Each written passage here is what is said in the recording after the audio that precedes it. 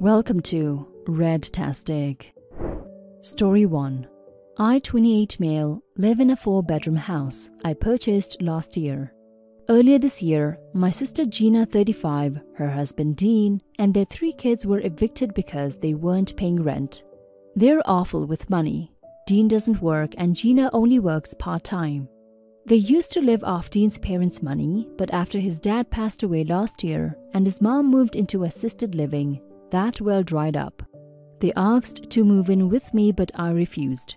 I knew it would be nearly impossible to get them out once they moved in, especially since they have no savings. Plus their kids are loud and undisciplined. And they're all pretty messy, including Gina and Dean. They don't clean up after themselves. To help them out, I paid for an RV for 4 months and let them park it in my backyard, which gave them a place to stay for 4 months. But afterwards, I told them they were on their own. We're 2 months in and I can tell I made the right decision not letting them in the house. It's been difficult but manageable. A bit of a backstory. I was with a woman for 5 years who had a child, now 10 male. She had borderline personality disorder and some other conditions she didn't manage well. She would skip medications or therapist appointments, and we would only know when she's spiraling. She was verbally and physically abusive both to me and her child. So in 2020, I ended up adopting the child, and in 2022, I filed for full custody after another one of her episodes. After I filed for full custody, she became increasingly unstable and attacked me, attacked a neighbor who came to my rescue, and beat my dog. She was sentenced to a short time in jail, some community service, and was later admitted to a psychiatric facility by her brother. I was granted full custody, and we moved away while she was still in the facility. I deleted all my old social media, changed phone numbers, and started fresh. My child has been thriving and our lives have been peaceful. Last week, however, I was contacted by my ex who sent me pictures of my child playing in my backyard with Gina's kids. My blood ran cold. I immediately called Gina and Dean and explained the situation and told them I was contacting the police because my ex had somehow found us and had been spying. Gina then admitted she had sent the photos to my ex because she thought what I did to my ex was cruel and she had the right to know about her child. Gina said that I had no right to keep the child from his mom, and it's all the more horrible because I'm not even his biological father. Dean backed her up, saying they were doing the right thing by reuniting the child with his mother. I lost it and told them to get out of my backyard by morning and that I wouldn't pay for the RV anymore. Gina started crying and now I'm being bombarded with calls from various family members calling me an a-hole for kicking them out when they have nowhere else to go. Gina swore she didn't disclose where we live, not even the state, but the damage is done. I'm scared for my child's safety and I can't trust my ex. I don't want to leave. This is where all my family lives and we have a life here. I plan to look into getting a restraining order if things escalate.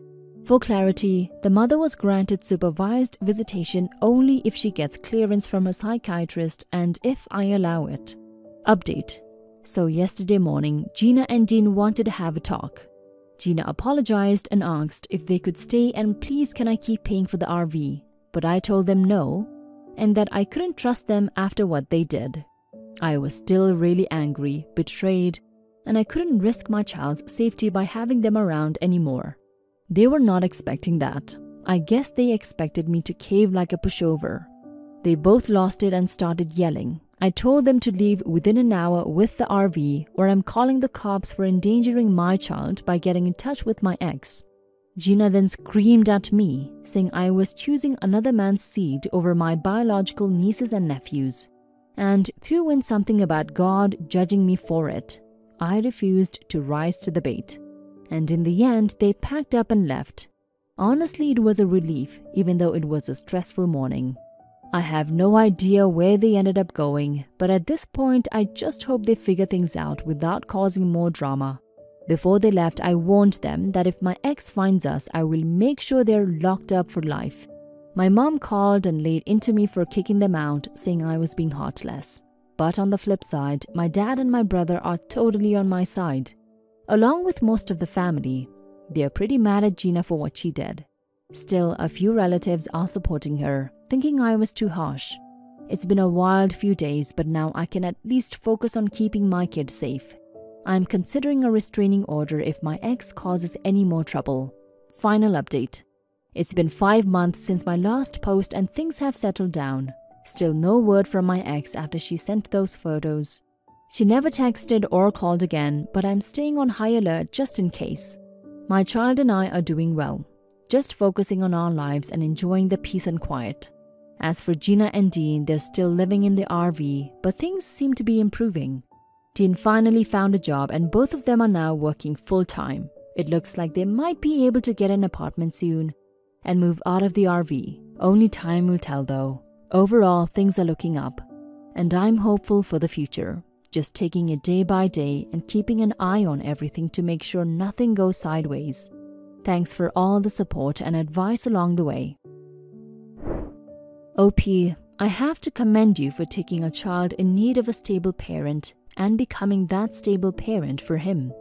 Gina and Dean are a-holes.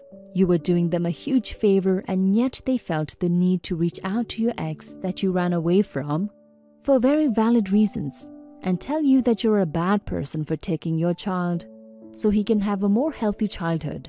You're not wrong for kicking them out. You're not wrong for picking your child over these people. I wish them all the best and I wish you and your child all the best too. Story 2. Am I the a-hole for not allowing a vegan to force the rest of us at the table to eat a vegan dish at a restaurant? A group of 7 of my friends and I were eating at a Sichuanese restaurant last weekend. One of those friends, let's call him Mike, became a vegan recently. I don't really care if people are vegan, as long as they don't force it on others. At the restaurant, we were sharing dishes family style at a Lady Susan table. While we were looking down at the menu to decide what to order, Mike noticed that the only vegan option on the menu was mapo tofu, ordered without the meat. For those of you who don't know what this dish is, it's basically tofu and minced meat, cooked in a spicy sauce. It's a quintessential dish in Sichuanese cuisine and something you absolutely must order if you're at a Sichuanese restaurant. Mike suggested ordering the dish without the meat, and we all immediately shot that down. We like to have that dish properly, with meat in it. He then suggested putting the dish separately on his own bill, and then splitting the bill for the rest of the dishes. We also declined that. It isn't about the money, but rather the rest of us being forced to eat a crappy version of the dish. He then suggested ordering 2 versions of the dish, one with and one without meat. We also shot that down because we were ordering family style, and that is just plain tacky.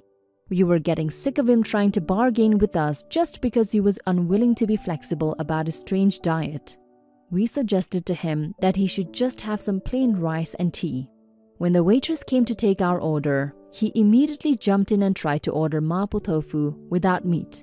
So we all immediately corrected the order so that the waitress could get it down right. He then threw a tantrum and stormed out of the restaurant, later sending all of us a message disinviting us from his wedding. You're the a-hole OP, your other friends too. You guys knew Mike recently became a vegan, but it's very obvious none of you guys support him and his decision. There was only one vegan dish available on the menu, meaning there were a lot of other dishes for you and your friends to eat, but no.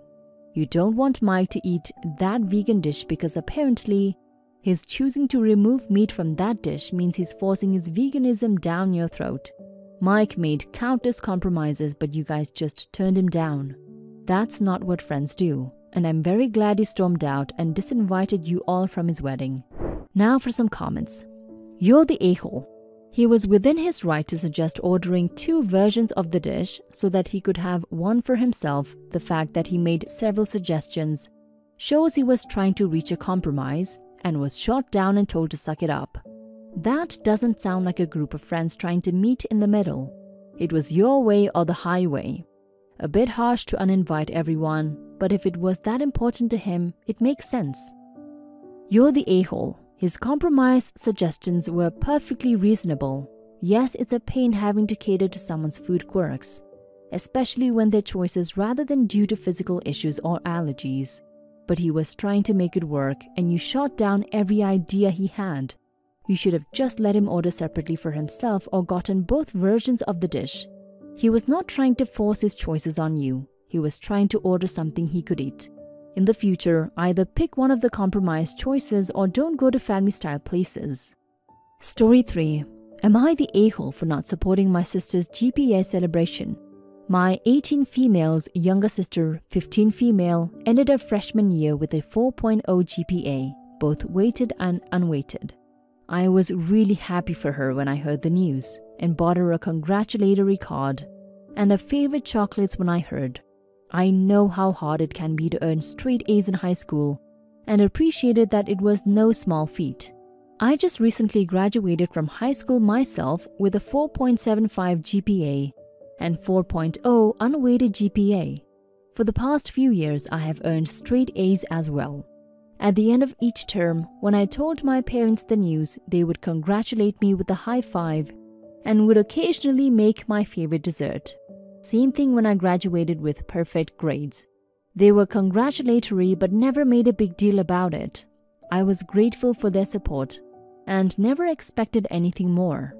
After my sister ended freshman year with straight A's, however, it was a whole different story.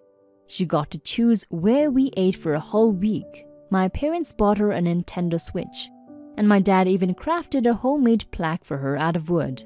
Throughout the whole experience, I was happy for her, but I felt somewhat dejected knowing that her accomplishment was so much more valuable than mine, especially since I graduated with perfect grades after taking several advanced classes, while she has only completed 1 year, arguably the easiest, after taking all regular classes. I ended up having a conversation with my parents about it. The catalyst was them deciding to lease her car that she wouldn't even be able to use for 6 months, when I had to pay mine off in full. I expressed my concerns, doing so privately because I didn't want her to think I was downplaying her achievement. They said they understood where I was coming from but had always known I was smarter and set for good grades. Well, they never expected that from her. My mom even admitted that she was prouder of my sister than she was of me because me getting straight A's was her expectation. I decided to move out about a week ago. This isn't the only instance in which my parents have blatantly favored my sister over me. It's been building for a long time, and I decided that I didn't want to live in an environment that didn't support me. My family have all reached out to me saying that I was a jerk and disrespectful of my sister. I don't know what to do. Am I the a-hole? Now for some comments. Okay, so off the bat, I'm gonna say not the a-hole, as I agree there is a huge difference in their responses to you and her accomplishments. I am curious though, is there anything that can explain why your sister's accomplishment was celebrated so much? Does she have a history of struggling with grades or a learning disability or something? Not the a-hole. How is moving out being disrespectful towards your sister? Did you make a huge poster that says, "I'm moving out because you are the favorite child"? Did you tell her that your parents are making a big deal out of her GPA because they thought she wasn't smart enough? You are definitely not the a-hole here. Your sister isn't the a-hole, though I feel bad for her when she hits the real world. But your parents, complete and utter a-holes, for effing up your self-esteem and effing up your sister's opinion of herself. Not only are you not the a-hole, I'm so proud of you and even a little jealous of you. Maybe that's a little meaningless from a perfect internet stranger, but it's still true.